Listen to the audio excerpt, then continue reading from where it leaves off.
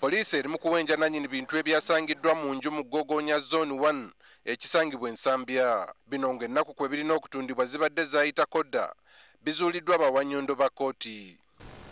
Gyali gigibwamu ebibeeramu nga kirabika nti ndowooza baali oba ono yali akozesa bano abantu abaali wano abangi nga be bamuwa labor force okukyusa ebintu ebyo okubipaakinga okubizza mu mikebe emipya. Mu byasangiddwa mwabaddemu ebizigo by'enviiri eby'olususu kalifuuwa nga kw'otadde ne mayoneezi.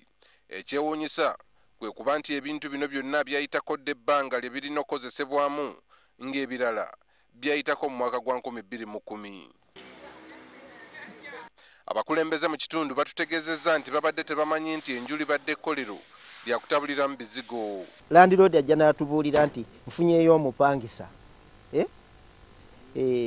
Omupangisa ayina omukyala oba talina mukyala oba ayina abaana oba talina baana kuba bonna bwe bajja tubawa forms ne baregisteringa.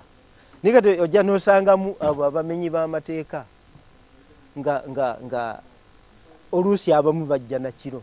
Akulira poliisi Kabalagala atutegeezezza nti ensonga zaakwasiddwa abakola ku by'okunoonyereza mu poliisi. Abantu bangi bazze balwala endwadde naddala ez'ensusu ng'emirundi egisinga kiva mu kukozesa bintu ebikolerere nga tebituukana na mutindo.